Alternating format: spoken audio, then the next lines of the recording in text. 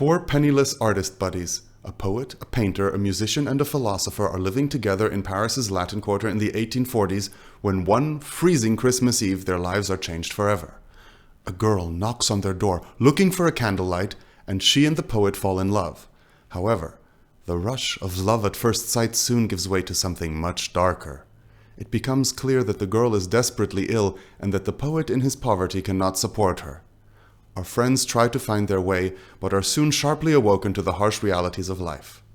A new Netflix show? A new season of your favorite sitcom? No, it's La Bohème we're looking at. It starts a lot like Friends, but it ends kind of like whichever season of Grey's Anatomy. Choose one, there's always someone dying. It's basically a whole season of your favorite sitcom, but condensed into 2 hours of the most glorious music.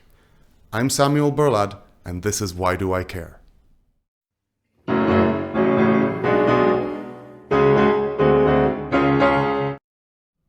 Welcome everybody to the first episode of Why Do I Care? I'm so glad you're here.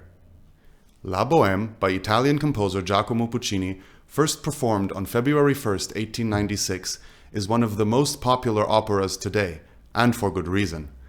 It has it all: heart-wrenching, innocent love, jealous love, holiday fun, trickery, jokes, laughter, and young people going through the best and worst of times together, sickness and death. By the way, in case you're into Broadway musicals, La Bohème also inspired the musical Rent, and that show has been a hit ever since it premiered off-Broadway exactly 100 years after the original in 1996, with some modifications, of course. While the story of La Bohème mostly follows the course of Rodolfo and Mimi's tragic love story, today I'd like to focus on Shaunard. I recently performed La Bohème as Shaunard. I identified strongly with him, and that's why I'm choosing to open my new series with this character. Shaunard is the musician of the bunch. He shows up halfway through the first scene bringing with him food, wine, wood for fire and heating, and, most importantly, money. The three others had been desperately burning Rodolfo's manuscript of a play just to stay warm. Shaunard launches into this rather fantastical story of how he came by such riches, something about an English lord wanting the services of a musician, Shaunard poisoning the Englishman's parrot with parsley and making off with the chambermaid. Not that anyone is listening while he's telling this story. They're more interested in the food. Mind you, in the opera we never find out what instrument he favors, although we see him playing a horn in the market and promptly criticizing its tuning. Shaunard is basically that friend, that classmate of yours that you just know you can count on, for a good time as much as for a difficult one. He kind of reminds me of Marshall in How I Met Your Mother.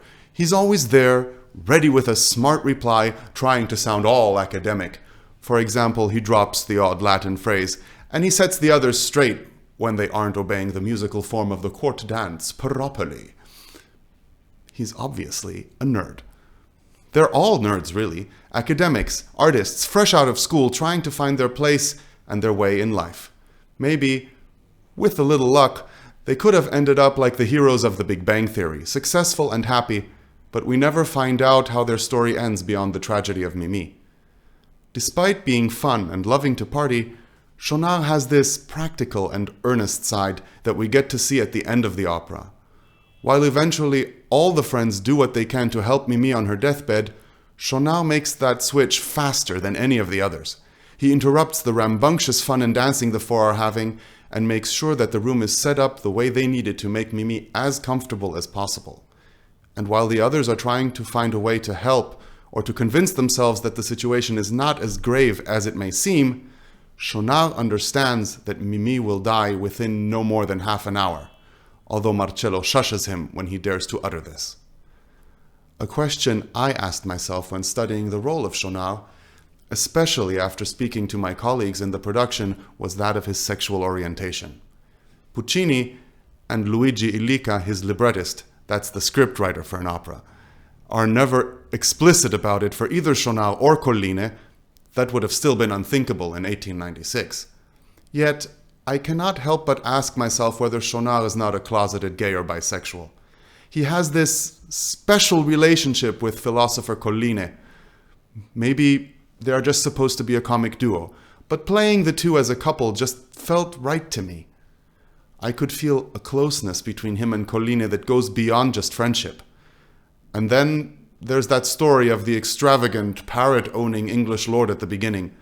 It makes me think that he must belong to the LGBTQ plus community. I mean, he owns a parrot in mid-19th century Paris. I believe Schaunard tells this story to cover up that he was paid for an entirely different kind of service than he's letting on. In any case, the authors of Rent seem to have picked up the same vibes. In the musical, the character of Amy Schaunard is a member of the community, although they left it somewhat vague how exactly Amy Schaunard identifies. I see myself and many of my friends and colleagues in this character. I can see the struggle of finding one's place in the world while still being true to one's dreams and talents. I think that's something most people can relate to. We can identify ourselves with the characters from our favorite shows because they are like us. They are types, representing character traits in us or in the people around us. I hope you liked this discussion of Schaunard and La Bohème. If you did, please like this video, share, subscribe and follow for more episodes of Why Do I Care? Let me know what you think about Schaunard down in the comments. Next week, we'll be continuing with La Bohème and looking into another great character. See you soon!